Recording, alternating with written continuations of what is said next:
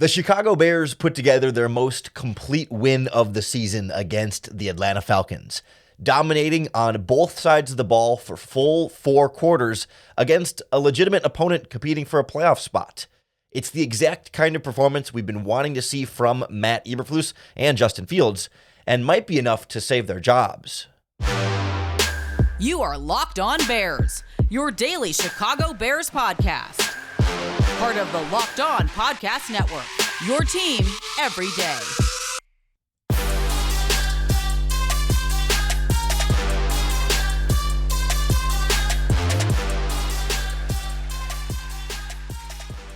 This is Locked On Bears, and I'm your host, Lauren Cox.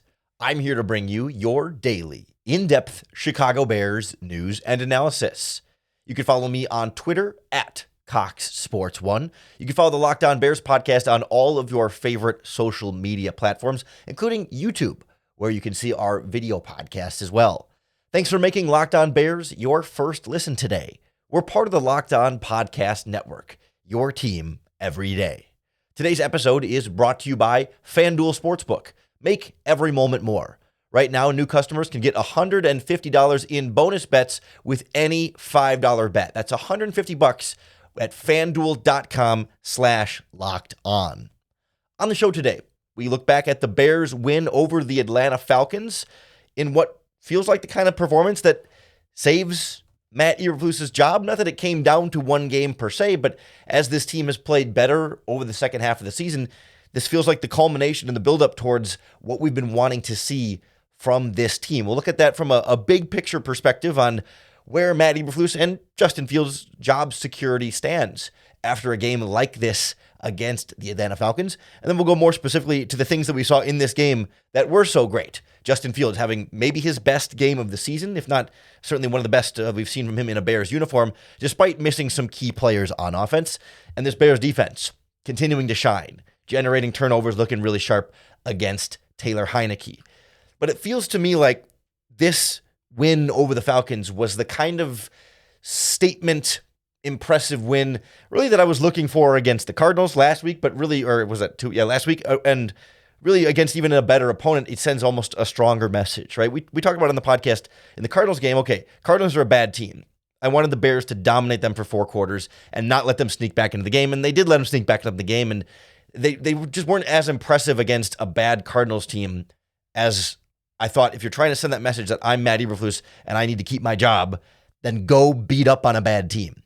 It felt like the Bears were able to do that beating up on the Atlanta Falcons. Like, it never really felt like the Falcons were back in the game. It wasn't a blowout it wasn't like a complete 70 points like the Dolphins scored on the Commanders earlier this season. Like, that's not a realistic type of expectation there. But, the Bears offense comes out on their opening script drive and gets a touchdown, and then, score twice more in the second quarter. They get 21 points in the first half, and they largely maintain that control throughout the rest of the game. They got, Falcons got a fourth quarter touchdown, sure, but they never got back to that one-score game.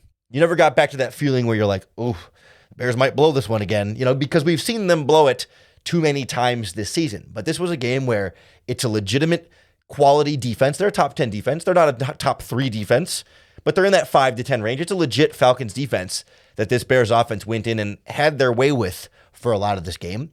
And an offense, well, Taylor Heineke is not a great quarterback, that has some very legit weapons, and weapons that at times did a little damage. And we'll talk about the specific performances on both sides of the ball here in a little bit, but never let them really take any sort of control over this game. There were aspects of coaching in this game that I still didn't agree with, specifically the final 2 minutes of the first half, which we could talk about in a little bit. But bigger picture, this is the kind of game where normally, your offense would disappear after that first start. Earlier this season, the offense would start out hot in that opening drive like we've seen so many times, and then it would fall off and the Falcons would climb back in. Or at the end, your defense would get soft for whatever reason and let the Falcons drive down and score a couple of late touchdowns and make it a close one at the end, and all of a sudden you're biting your nails. But this was one where start to finish, Bears were on top and in control. Doesn't have to be a perfect game. We never needed to see a perfect game from Matt Eberflus, but we needed to see this Bears team really play like a good all-around team and do it for 4 quarters. And to me, like, that's what we keep hearing from Ryan Poles and et cetera, like, that they wanted to see from Matt Eberflus. And it feels like this is the kind of performance that, when added on to the rest of the progress we've seen with this team, is the kind of thing that can really put the needle over the top, kind of like put everything over the top. Like, it was, like, right, again, like this one game, if they lost this game, that means Matt Eberflus would be fired. If they won this game, it wasn't a one-game ultimatum, but it really was like the game we were looking for them to still have. And I can't help but think about, okay, one more game left against the Green Bay Packers. Does anything change, win or lose, against the Packers? Does this one last game against the Packers change the Bears' mind about Matt Eberflus? Like, however Ryan Poles feels about Matt Eberflus today, either he for sure wants to fire him or he's for sure wants to keep him back, or however he might feel about it. Like, does one game against Green Bay in Week 18 on the road sway that in either direction? Certainly, a bad loss against the Packers is always hard to swallow, and it sucks, and it's the most important games. But it is still one game. And if we've seen 7 or 8 games now of Matt Eberflus coaching this team better and the team playing better and showing more of the consistency that the Bears want to see, is even one bad game against the Packers. Obviously, if they beat the Packers, Matt Eberflus is keeping his job. But even a bad game against the Packers, like, does that undo the previous 7 or 8 weeks of great progress and just say, okay, no, never mind, fire him? Like, oh, that was great for a while, but you lost one game to the Packers, so fire him? Like, to me, that's why I feel like this feels like the game that might have saved Matt Eberflus' job. Like, because it was like, that was finally everything came together. Like, we've been seeing the growth and the progress and flashes and longer flashes and quarters and halves of good football. But this was a full, complete game on both sides of the ball. We've seen one side of the ball have a complete game. We've seen every little variation of not quite everything you wanted. And this was really the whole recipe coming together. And so now you've got a half a season of Matt Eberflus looking like a guy who can coach this team up to play playoff caliber opponents. I think the Packers will be a really good test of how much progress they've made. But again, I'm sitting here feeling like the results of that game might not sway the organization that much. And if anything, they're just hoping it can confirm, like, hey, if he beats the Packers, then he's for sure the guy that we want to bring back. And if they loses the Packers, there's still 7 or 8 games of this stretch of the season where, okay, are you going to decide to fire him because he lost to Green Bay? It doesn't seem to me like that would be enough to swing things both ways. And why it feels like Matt Eberflus is coaching his way back into Chicago in 2024, which, in week 4 at 0-4 felt impossible. Long shot lottery odds. And yet a couple months later, here we are looking at New Year's, same coach in 2024. Nothing's locked in just yet, but it certainly is feeling that direction. A lot of fans feeling the same way about Justin Fields after such a strong performance against the Atlanta Falcons. We'll kind of go through what he did so well and how this offense was able to come together and play great, even without Darnell Mooney and as little Cole Kmet as you could possibly get out there, next on Locked On Bears. This episode of Locked On Bears is brought to you by our friends at FanDuel Sportsbook, the best way to get in on all of your sports betting needs, because FanDuel makes it a lot of fun. It's super easy to use, and they are America's #1 sportsbook. Right now at FanDuel, if you place a $5 bet on anything, you're going to get $150 in bonus bets, win or lose. You bet $5, you win, great, you get your winnings plus $150. You bet $5, you lose, no worries. Here's $150 added into your account in bonus bets from FanDuel. So Bears Packers next week. The line on FanDuel right now is Bears +3 on the road. So you can bet the Bears against the spread there, or I guess with the spread. Bears money line is +144, and the over-under is 44 points between those two teams. A $5 bet on anything, any sport, and you're getting $150 in bonus bets. You just got to visit FanDuel.com/locked on and get in on the action before it's too late this football season. FanDuel, official partner of the NFL. I thought about leading with Justin Fields, with how fun of a game that was to watch from the quarterback. Perhaps his best performance of the season. I mean, that one versus Denver, to me, it's two different kind of eras of Bears football. The early season, things were still kind of messy around him a lot more. So, and then now it felt more confident, more vertical. I'm not here to the point of the podcast is not which one was better, Denver or Atlanta. It was, boy, that was fun that was great. It was a lot of fun to watch, and it was like everything we've wanted to see from Justin Fields for a full 4 quarters. Like, it's kind of the same concept that we were talking about with Matt Eberflus, where it's like we saw Justin Fields start 16-16 against the Broncos. Like, we've seen him do a full half of excellence, 3 quarters of excellence, even, and sometimes it's not even, the first 3 quarters or the last 3 quarters, but like, we haven't seen that kind of, like, I don't want to say flawless performance, because no quarterback truly has a flawless game. But you think back through that performance, I cannot think of a bad throw. Like, that there was the screen pass right after the Falcons screen pass of the Bears, and their genius offensive coordinator thought, hey, they just scored on the screen. Why don't I call a screen? And that was like kind of almost intercepted, but that to me like wasn't a bad throw per se. It was just a bad play call, and the defense was ready for it. And that's not necessarily Fields' fault in the same way. But like he threw other incomplete passes that weren't dropped. Like, sure, not every pass was absolutely perfect, but like there was never a ball that was in harm's way. There was never a ball that was like, oh man, he missed an easy one there. God, he's got to hit those, because those were some things that were earlier in his career. It's like, the little 3-step drop curl route, you throw it short or throw it high. It's like, it's not a big deal, but you got to hit those, right? Like, you got to be able to hit those easy ones in addition to the difficult ones that he did.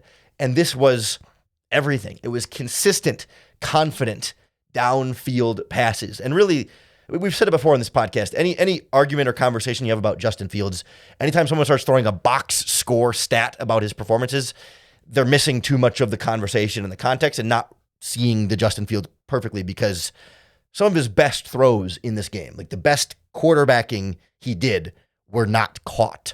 That ball in the end zone, a couple balls in the end zone to Tyler Scott. Again, I'm not here to rip on Tyler Scott. He's a rookie, and those were both tough plays in the back of the end zone and in the middle of the end zone. Like, call him a drop pass, yes, but it wasn't like, there's a difference between Robert Tonyan's drop pass a couple of weeks ago in the breadbasket and Tyler Scott diving in the end zone in his hands, where, not all drops are created equal. So I'm not going to kill Tyler Scott exactly, but those were some incredible throws from Justin Fields, and not all caught. If every incredible throw he made in this game was caught, he would have been well over 300 yards and a couple touchdowns. I mean, still had 268 and a score, and almost a 100 passer rating. Like, he had a good box score. But a good box score does not capture how great of a throwing performance Justin Fields had in this game. Like, it was everything he wanted. He was confident. He was loose. He was playing free, taking those shots downfield, not scared to push the ball vertically. Miracle escapes from pressure in the pocket that he should have been sacked 3 or 4 more times and gets out of them. A couple of really nice scrambles, but not like over-reliant on the legs. But it was like the legs were a great weapon and a great, like, fail-safe, get-out-of-jail-free card, but not the first option, not the only way they were moving the ball. Like, that was him passing the ball very effectively and then also being elite with his legs. Not being elite with his legs and then also kind of passing good sometimes. Like, this was what you wanted from Justin Fields. Didn't really have bad throws, didn't really have messy sacks. It was great, and it certainly helps when you're running the ball well with Khalil Herbert. He had a great rushing game, but Fields was good and great independent of how well they were rushing on any particular drive. And it certainly helps having DJ Moore being a good receiver, but they didn't really have anybody else. DJ Moore, 9 catches for 159 yards and a score. Then it was more Robert Tonyan and Tyler Scott. Like, this was a 1 wide receiver game, and Fields was still able to really let loose. I think part of that is like, he kind of felt like this could be my last game at Soldier Field. So, it was kind of like Justin Fields with nothing to lose. And when he can be that sort of loose and confident, you saw him celebrating after the game in the locker room with a cigar, like, that was special Justin Fields. And if you could just like get that out of him, and it felt so much like coaching has kind of clamped him down to not be that loose and not be that free and not be that aggressive and not be that vertical, and also not calling the plays to go vertical in the same way. Like, that's really what we've been wanting to see from Justin Fields. And that's what either will convince the Bears to keep him as their quarterback, or will convince the next team to trade for them as their quarterback. Because that becomes kind of a different conversation. Like, this was him doing everything against, again, a top 10 defense with a really good safety. Certainly they're not a perfect defense. They're not an elite defense, but a good defense. This was not beating up on the Panthers. This was not beating up on the Commanders or I know he wasn't in the Raiders game, but not beating up on the Raiders. Like, the Bears beat a lot of bad teams this season. And again, the Falcons are not a Super Bowl team, but perhaps other than the Lions, like the best non-divisional team the Bears have beat this season. Like there you go. Like there's not a lot of holes to poke in. Like, oh well, they beat the Falcons, but it was Taylor Heineke. I mean, Taylor Heineke beat the Colts the week before. Colts are a playoff team. Colts are looking good. They were one of the hotter teams in the NFL. They're playing well. Like, you know what I mean? This is not a poke a lot of holes in it and say, well, it's a good win, but you can detract this or detract that. Like, no, he did a darn good job. And it's everything you want. It's just a question of, like Matt Eberflus, okay, we've seen this great performance. Is that his peak? Can you get this all the time? Or was this kind of a special set of circumstances because it's maybe his last game in Soldier Field, because he's got this sort of fast and loose mentality? Like, can you get that all the time? Or are you only going to get it every so often, as often as we're seeing now? Like, you got this against Denver, got it against Atlanta. Maybe there's one other game this season that you got it against. Washington game was pretty good too. Maybe one of the Detroit games, but like, you're not getting this you haven't been getting this all the time. Can you get this all the time? Maybe with a new offensive coordinator, et cetera, and with Marvin Harrison Jr. and, you know, pick your other draft picks. Like, if you surround even more talent around Fields and maybe a better offensive coordinator, can you get this all the time? Or are you still only going to get it in flashes like this? And the flashes have gotten better and more frequent, and the lows in between the flashes are not as low. Like, there's very clearly progress. It's just a matter of how much you trust your ability to keep getting that out. And that's not something we can sit here and definitively say, oh, for sure, Justin Fields is a new guy and is always going to be this good from here on out. Like, it's football. A lot of weird factors going to a lot of different things. And that's why it's such an open debate and a very contentious one right now in Chicago. Certainly helps having a defense get you a lot of turnovers. Again, not detracting from Fields, but just part of this winning equation for Matt Eberflus, getting a good defensive performance as well. Fields was great independent of the defense, but adds to sort of the domination feeling of how this game performed and how this team performed in this game.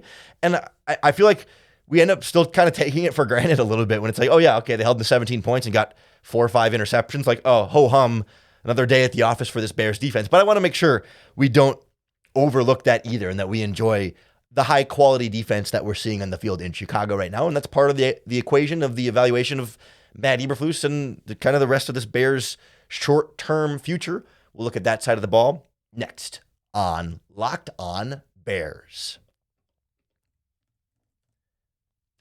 This episode of Locked On Bears is brought to you by our friends at PrizePicks, the better way to play daily fantasy sports, because PrizePicks puts you in complete control. With PrizePicks, they set projections for every player, and you decide whether that player will do more or less than their PrizePicks projections. And you just pick 2 to 6 players, and if you get your picks right, you can win up to 25 times your money. Unlike other fantasy platforms where it's your lineup versus 1,000 other people's lineups, you're going up against the pros and the sharks, and you just happen to have to be first place out of 1,000. No, this is just your sports knowledge to the test, and it's a lot of fun. It makes these games like that much more exciting to tune in and watch and see how your prize picks are doing.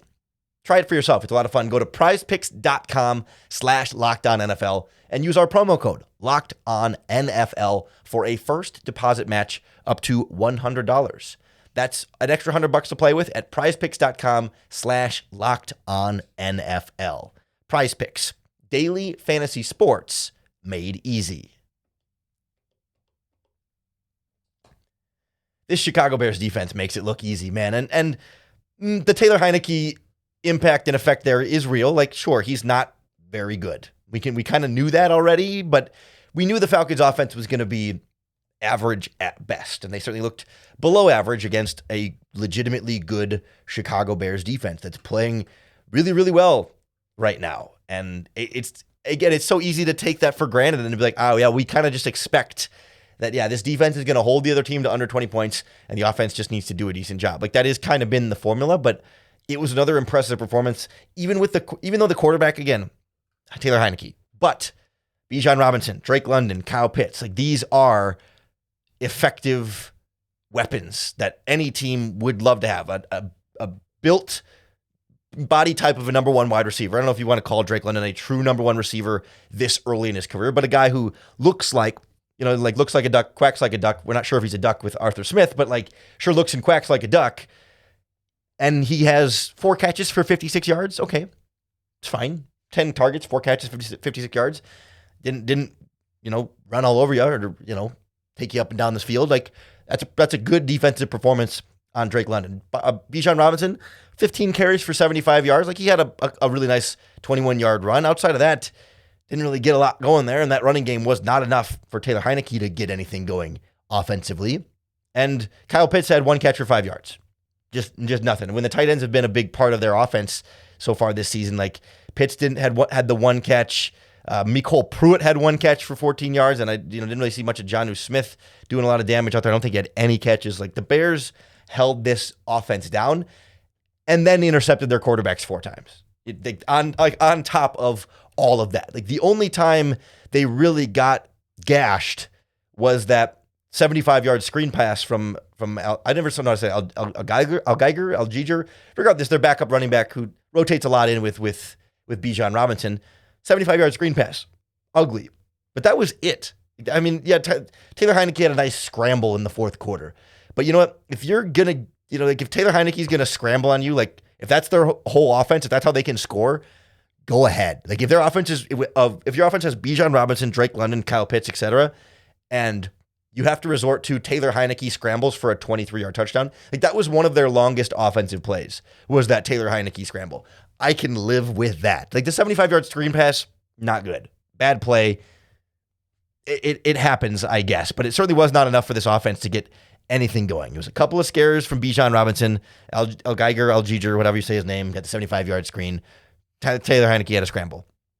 That's it. Like, you knew from the beginning of the game that the Falcons' offense was a little bit, I don't know if scared or just knew they were outmatched. When, was it the very first play, or certainly the first drive or the first couple plays, was the trick play where, reverse, back to quarterback, throws the pass to Drake London for 20 yards or 15 yards or whatever it is. Like, when they come out of the gate with the trick play, because they know, we're going to need to pull some tricks out of our sleeve to get this offense going, like, you kind of already won. Not the game, but defensively, you've already won when right away they got to go to the trick play to get something going, just so they can make sure they get something going. And obviously, ran out of gas pretty good when Heineke starts throwing the interception. Tyreek Stevenson had a couple of, one that was really nice on the cover, 2, and another nice interception later on.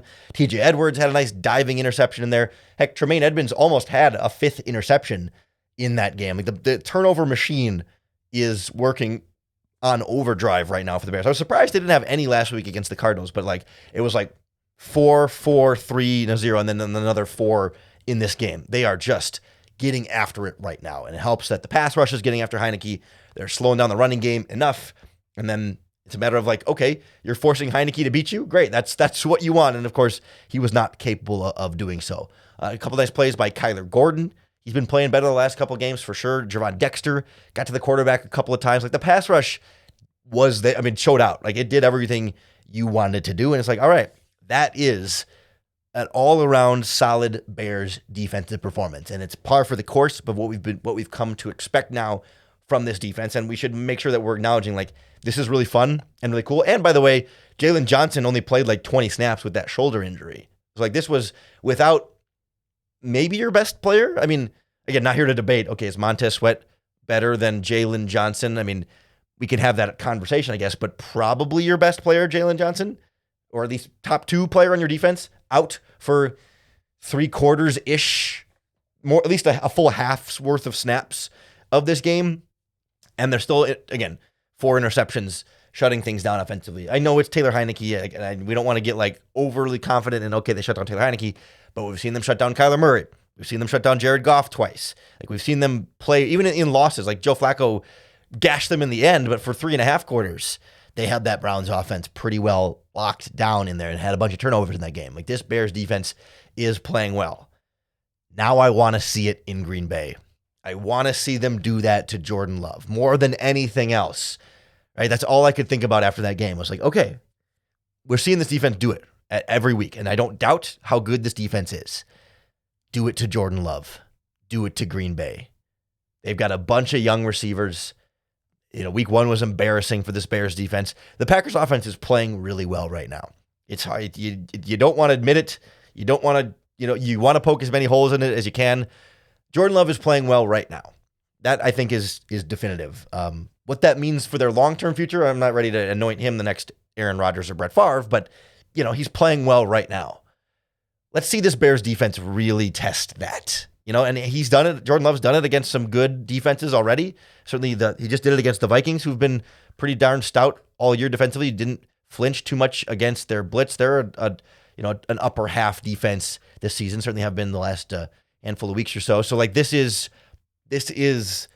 a fairly tested Packers offense. They're not just going to come in here and be surprised by a good Bears defense, but they should be surprised by how much better this Bears team is right now than they were back in week 1, and especially with the opportunity to take Green Bay out of the playoffs, go into Lambeau Field and keep them out of the playoffs with Matt Eberflus coaching for his job, Justin Fields coaching for his job. Like, this Packers game feels like it means more than a lot of them. Like, they always mean a lot. And we're going to talk about the Packers game all week. I don't mean to get too ahead of ourselves, but like, all right, Fields is playing his best football right now. This defense is playing its best football right now. Matt Eberflus is coaching some of their best football right now.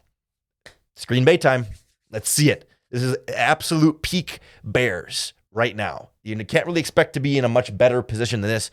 Obviously, we'll see what Jalen Johnson's injury situation's like, and Darnell Mooney's injury situation and Cole Kmet. And like, maybe the Bears won't be quote unquote 100% healthy. But in terms of like how well this team is playing, momentum, that kind of feeling, like you're coming into Green Bay feeling as good as you could possibly feel about this team, given where they were week 1 to now. It's go time. Do it against Green Bay. Does that mean you have to beat them in order to feel good about this Bears team?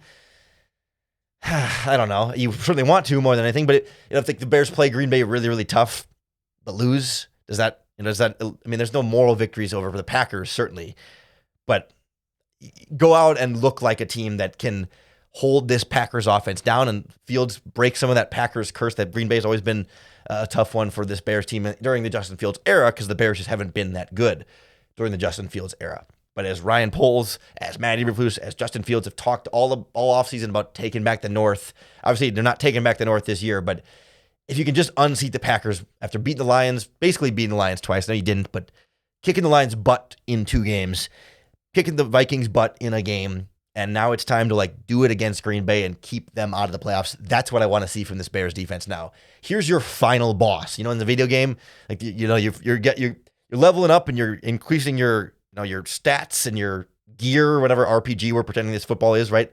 Here's the final boss. It's Green Bay. It's Jordan Love, the Packers team that's playing well right now, but it's a beatable final boss. It's go time. And let's see what Matt Eberflus and Fields and this Bears defense are made of. We're going to get you ready for Bears-Packers all week long because it's the last game of the season. And we're going to miss when Bears football isn't on our TVs every Sunday. So we're going to lean into Bears-Packers week this week. Absolutely. A lot of good stuff coming your way. We'll get it all broken down for you as we kind of turn the corner here. And before you know it, we'll be putting a bow on the 2023 season. Heck, it's 2024 already. And it's a new year and a new opportunity to beat Green Bay. So I hope you'll hit that subscribe button wherever you listen to Locked On Bears, the podcasting app of your choice, or on YouTube. That way you can keep up with all of our video podcasts as well. However you do it, I really appreciate you making Locked On Bears your first listen today, and hopefully every single day. We'll do Crossover Thursday with your favorite Locked On Podcast Network host, but very different circumstances coming into this game. 2 teams with reason to be confident, and we'll see how things go. That way, we'll put together a game plan for a Bears victory, and before you know it, the season will be over. But we're going to enjoy the heck out of it while we still can, and of course, we'll always make sure you have an opportunity to bear down.